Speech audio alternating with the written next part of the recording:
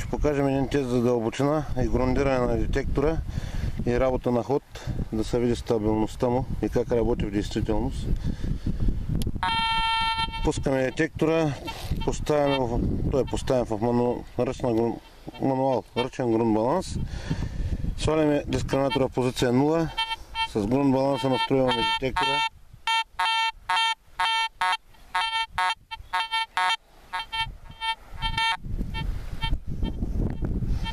Така, детектора е грундиран. След като се грундира детектора, дискриминатора се дига в позиция 5 по скалата. Прага, звуковия праг трешолда. Си го нагласите както е на вас удобно. Аз по принцип го слагам да е леко на границата. Ето е дупката. Дълбочината на дупката е около 39-40 см.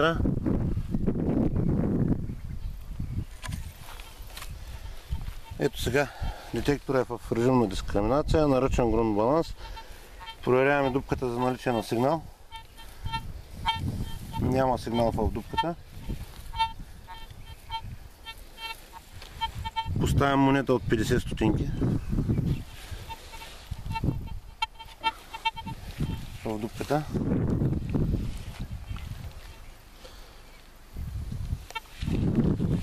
Ето още една дълбочината.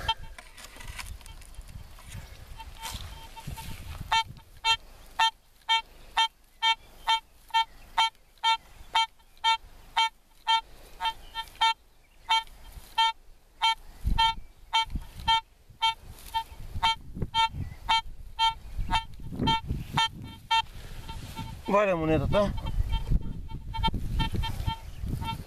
Сигнала го няма в дупката.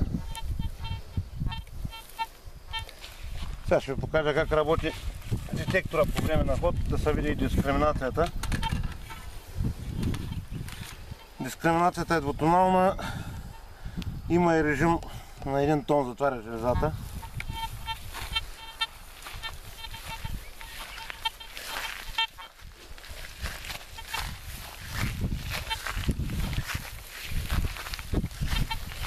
Не се влияе от тревите.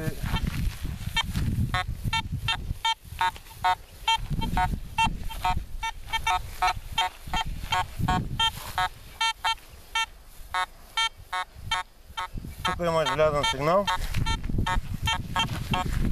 До него има и цветен.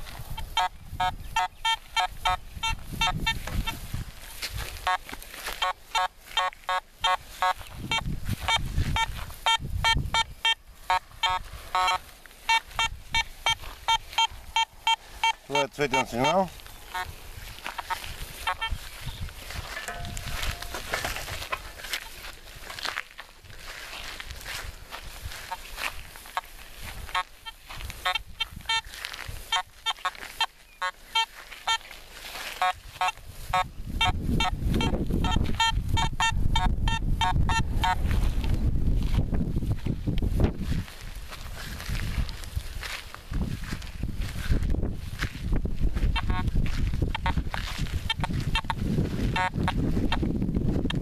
Желязо.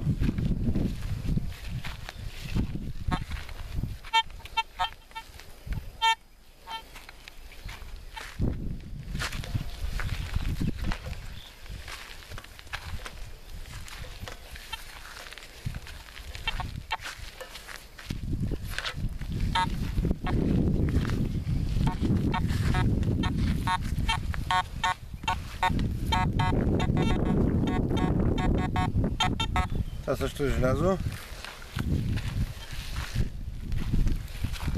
Искам да намеря още някакво желязо за кажа.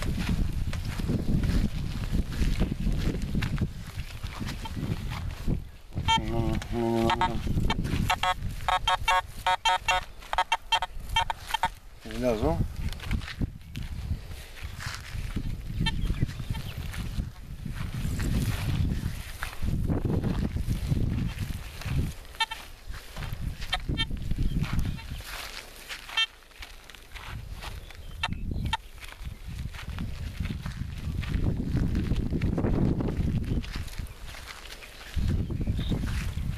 Dalej.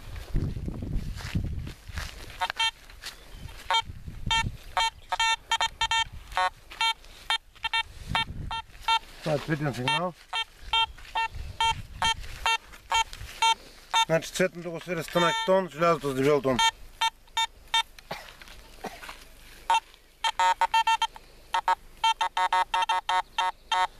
Тук има желязо.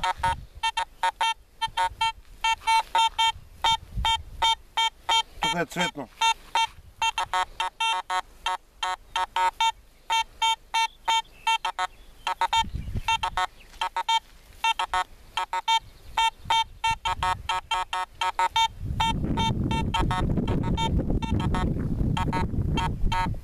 Тук са два желязни сигнала един от друг.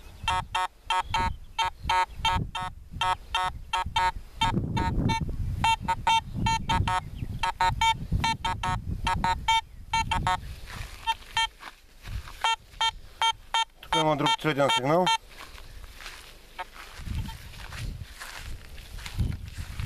Така, сега ще го минем същото. Ще сложа детектора в режим на нормалната дискриминация.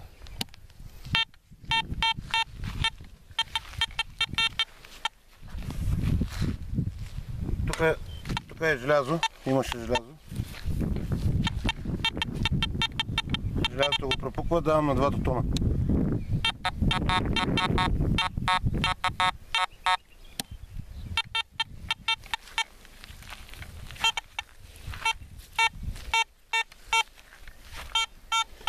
Цветното, желязото.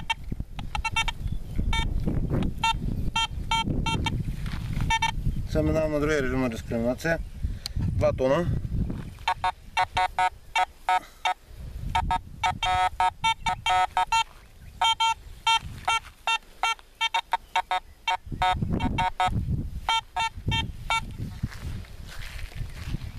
Показвам на себе как работи стабилността на уреда. Мога да му дигнем малко звуковия праг. На границата на жужене. Дискриминатор на позиция 5.